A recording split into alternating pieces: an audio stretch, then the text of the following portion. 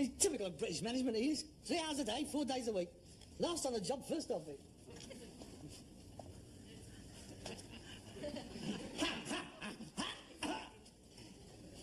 Oh, the chairman of the company is paying us a surprise visit. I was first. Tell me, Sir Albert, there is a rumour circulating the city that your company, with its interim 6-monthly balance sheet, will show a fantastic profit, instead of a comfortable 25 quid, of a staggering £72.50. Would you care to comment? Cobblers! Cobblers! How succinct! How do you spell that? C-O-B-B-B-L, this, of course. Interesting. I also hear a rumour that you've been awarded, for the 3rd year running, a Queen's Award for indolence. You're too bleeding lazy to go up and get it. Look at him! The one-man think tank. This is the man who described the prognostications of Herman Kahn and the Hudson Institute as a load of old crap. Where have you been? Well, if you must know, I've been down to the cemetery to put some fresh flowers on your mother's grave. Liar! You've been at pictures. How do you know? Simple. You got chalk eyes on your choker, popcorn in your turnips, mustard and tomato ketchup on your face, and the chewed up knotted end of a hot dog skin dangling down the front of your cap. Obviously the result of an abortive attempt to flick it over the balcony.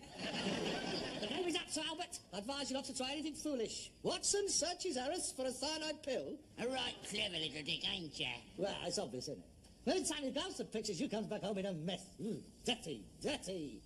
You ought to wear a cellophane bag with your head poking out the top. You could walk through the car wash on your way home. What do you think out of the pictures in the afternoon? You're supposed to be working. I'll get in cheap in the afternoon. I'm an old age pensioner. It don't cost the firm much, only a shilling. A shilling? I don't object to that. It's the 2 quids with your stuffs down your cake hole I object to. I've gone to the pictures. I like a bit of kung fu now and again. You dirty old man. I know you do. I've heard all about these poor old lady pensioners who has to keep changing their seats. Most of the screams during a Dracula is down to you. Oh, good morning, you. These geriatric gymnastics has got to stop. Yeah, them old bags don't move the seats because of me. It's them looking for fellas. They're sex mad, that's what they are. Hey, you should go this week. It's good. A double kung fu. There's King Boxer and Enter the Dragon. That Bruce Lee's marvellous. You should see what he does to those Japs. There are 12 of them lined up, facing him with knives. He jumps 7 foot in the air, out comes his leg, boom, right in the first fella's ear hole. And they all go down. Boom, boom, boom, boom, boom, boom. And the manager shouts out, strike, and he has another go. No, he doesn't. He says, Husha-kaya! Oh, he's marvellous. That kung fu's deadly. Rubbish. I'll have it Cooper want to give him a right down boy, right at the end of his nose. That would be the finish of him. Never. Oh. Boxing's no match for kung fu. The most deadly form of self-defense known to man. You should see the way he kicks that bloke up the throat with the front of his heel. I'll kick you up the throat with the front of my heel if you don't stay home in the afternoons. You're supposed to be working. I'm starting a business here. You're supposed to be in the yard, clearing up, sorting out and selling things. Yeah, you never bring anything back worth selling. What about this, sir? Voila. Oh, that's a big one. You'd have to grow tall flowers to put in that. It's nice, though. Where'd you get it? From a retired colonel and his lady.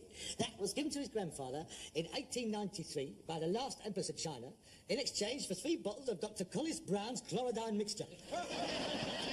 She was so grateful at being cured that she had that filled up with opium and he sailed for home. When the boat steamed into Hong Kong harbour, that was empty. And he was lying stretched out on his bunk, smashed out of his skull. Terrible thing, that opium, the scourge of the Orient. It comes from poppies, you know. Remembrance Day and that. I was down when it was. Coffee. Oh, God. Yeah. Mind a patina? I bet if that was full today, it'd be worth £1 million. What is there any left in it? Oh, gold. What pen and ink? What is it? I don't know, Chinese, you never can tell. 100-year-old eggs, panda poop. It could be Ming and it could be Tang. Plenty of pong. Come on, get inside.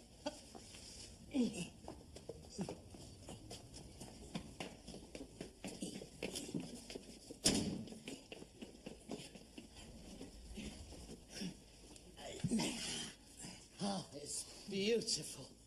Oh, the shape. It's dead right. It's got a certain patina. Go on, get a glass. Oh, it's Chinese, all right. 17th, 18th century. Oh, God, what was it? Here. Hold on. Here's something.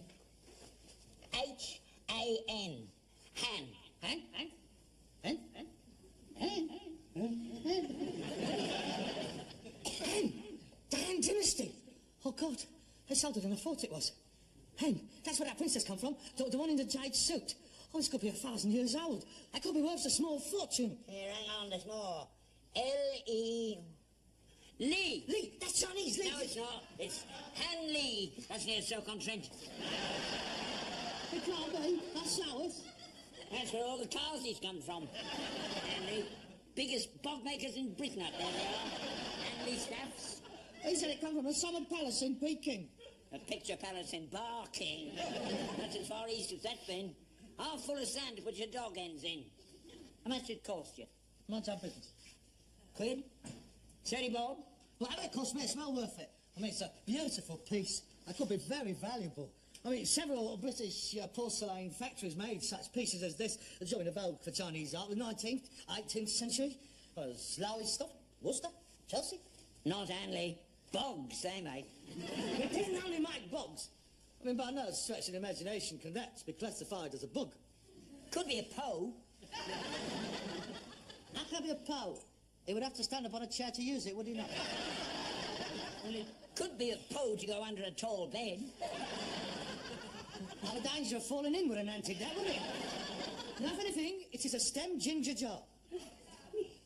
I made in only I grant you, back for the Chinese market. Well, I'm well satisfied with it. It's well worth the 25 quid, though. How much?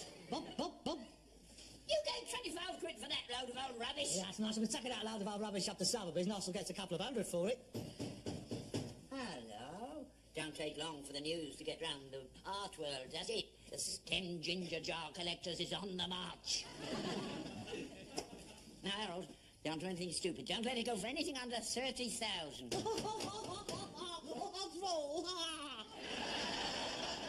Made in steps. Made in steps. Oh, hello, Frankie. Hello, Harold. Long time no see. Not long enough for me, Frank. No, that's not very friendly, is it? You know the boys, don't you?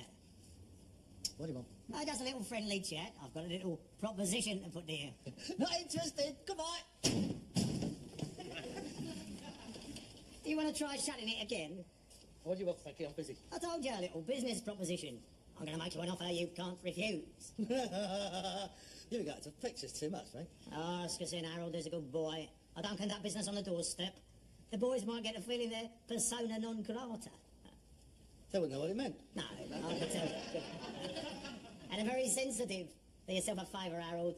I'd hate to see any alteration in the configuration of your physiognomy.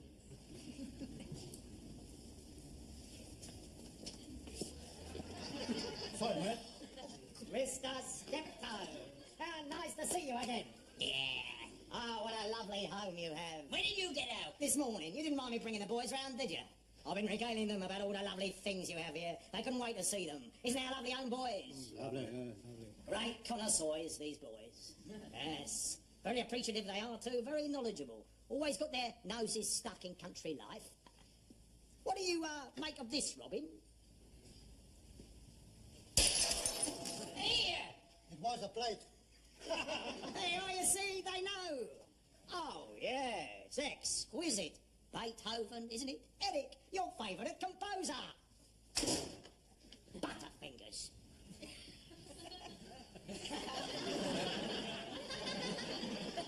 Right, Frankie. Get to the point. What's it want? It's more like it. Mind if I sit down? Thank you. I represent the Shepherd's Bush Mutual Traders Insurance Company. Since when? Since this morning. Never heard of it. No, the company has not been in existence very long. How long? Since this morning. Of course. We don't need no insurance. Everybody needs insurance. For instance, if you've been insured by us, those exquisite pieces now lying on the floor would have been covered. You mean we could have claimed on them? No, but they wouldn't have got broken, would they? Oh, Frankie, you're not going to come down protection, Frankie, are you? Protection, Harold? Oh dear, oh dear, oh dear. What unfortunate terminology you do employ. No, insurance, Harold. British insurance companies are held in high esteem throughout the world. You know that. Earthquake, pestilence, flood, losses at sea, broken crockery. I mean, it's one of our greatest invisibles, ain't it? Don't need any more insurance, we're fully covered. Yes, but they're going to get fed up, keep paying out for breakages, aren't they? I mean, the time is going to come when they're going to say, no more. Sorry, Mr. Steptoe, you're a bad risk. You'll have to go elsewhere. To someone like... You? Like me? Of course. That's right. So why not save yourself and them a lot of trouble by coming to me and insuring yourself right from the outset? How much? Well, I think we could take you on at full risk for a mere 15 quid a week. A mere 15 quid? That's all we pay a year at the moment. Can't afford to pay 15 quid a week. Don't say that. I mean, think of the cover you're going to get. I mean, up to now, we've only been talking about accidents. What about malicious damage? Awful lot of vandalism about. It's rife. Have you seen the official figures? Shocking. I mean, you take that beautiful Chinese urn. Supposing someone was going to come in here and smash it.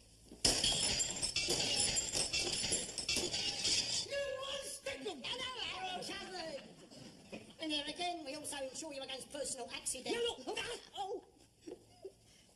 I mean, you're not going to go out and going with two broken arms, can you? And supposing the stable was to catch fire. Take my advice. Get the strength of the insurance companies round you. Just sign there, would you? Mr. Steptoe.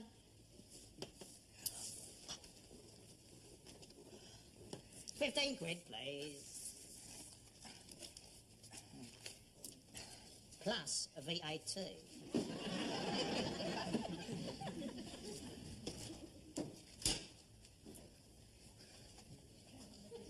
%.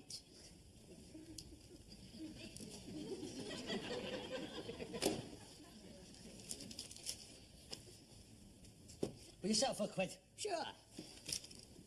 There you are, you even get your own personal little book. And just to make things easy for you, a man will come round each week, just like the Prue, and collect your premium. You have made a wise decision, gentlemen. It's been a pleasure doing business with you. Come, Eric, Robin. We have other calls to make before we can call it a day. An insurance man's life is not an easy one. It's a bloody profitable one now, isn't it? Oh, and by the way, in case you're thinking of complaining to the authorities, the Shepherd's Bush Mutual's fee days are completely boner, having been lodged with the Board of Trade. And such complaint might well result in the loss of your no-claims bonus, together with your horse. Good afternoon. The rotten, stinking castle. Look at him. I'll have him. I'll get him one day. You're going to get away with this. You can't fight them, Harold. They're vicious. Don't do anything stupid, Harold. I don't want to see one of your ears coming through the letterbox. I'm not going to flog my guts out, keeping him in luxury. There's nothing we can do about it. We've got the police for a start. What can they do? You heard what he said? It's a legal company. We'd have to prove intimidation. And while they were sorting that out, so would we be. No, maybe 15 quid. That'll be 20 quid. That'll be 30 quid. I'm not paying it. No, Harold, please, think of me. I'm too old to get toughed up. You might as well own up the old and bung me down on top of your mother and have done with it. Well, we can't just sit back and do nothing. Here, how about, let's go round the district and we'll get all the traders together, what he's threatened, we form a defence committee. The old drumline vigilantes. We could fight them. No, you can't rely on them round this way. It's bad enough during the war. We tried to form a home guard brigade. 2 of us turned up, me and the butcher's wife. You can't all be cowards. You must be joking. I remember the day war broke out. At 11 o'clock, Mr. Chamberlain said we were declaring war on Germany, and at 11:05, they was all down the tube station. Half of them didn't come up until 1945. Oh, you're on your own, mate.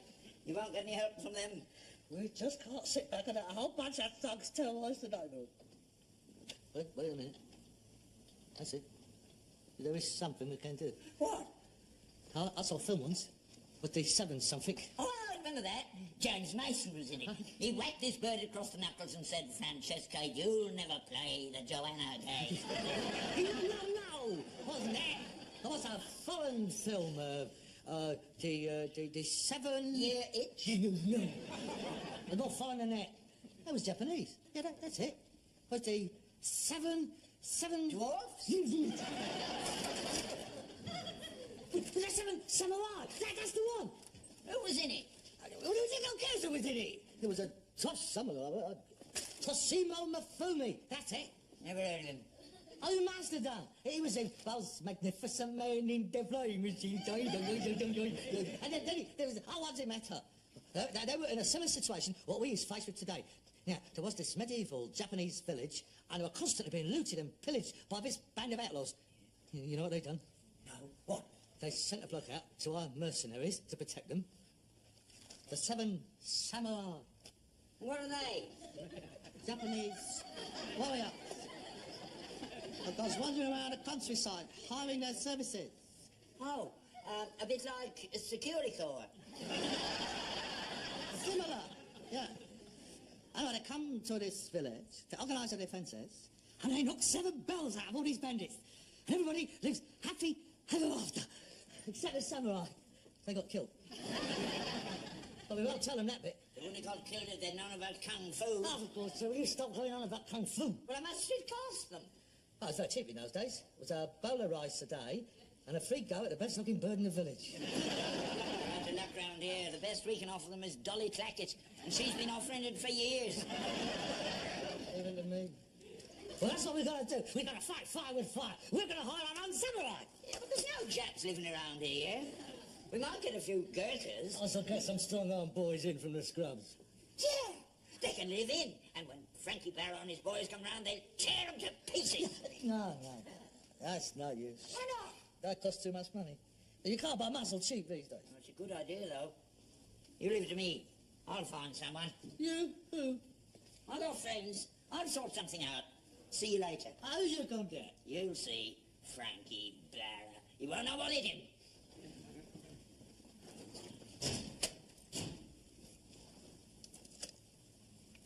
Hen. If I could find Lee, that'd be a star. Did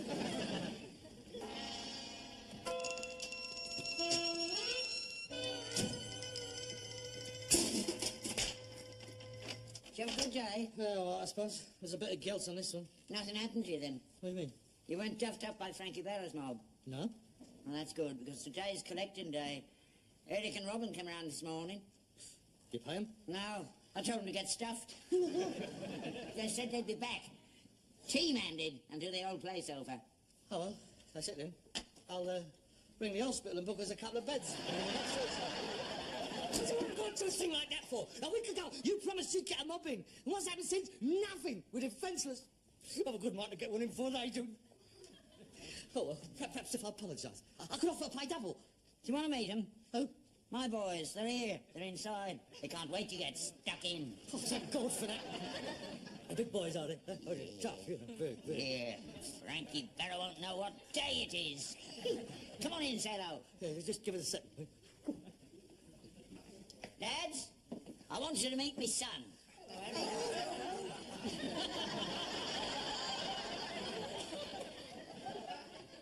Tell me it's a joke. That's their grandfather, isn't it? That's them. That's my boys, the Magnificent Seven. There's no use. Why not? Well, he's older than you are for a start.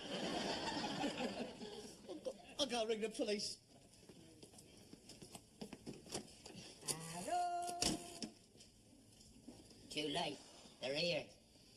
Harold, come out to play. Hello, Frankie. That was a big mistake. Yeah, there's certainly been a mistake, Harold, a very silly one. Yeah, well, you see, it was my father. If I could have, I'll pay double. Yeah, I'd like to oblige you, Harold, I really would. Unfortunately, your silly old father put it around the bush that he told me to get stuffed, you see. So I'm afraid he's left me no room for manoeuvre. Would it be a restitution if he was to apologise? Well, I am normally in favour of a flexible response. Oh, God. But I'm afraid this is going to have to be the big one. Oh, God. To sort of put en corrige les autres. I thought we had an entente. Start a stable, lads. Maximum damage. I wouldn't do that if I was you. It's all right, Harold. We've been taking lessons. In what? You'll see. Need a need. Need a need. Come on, Snow White, let's get stuck.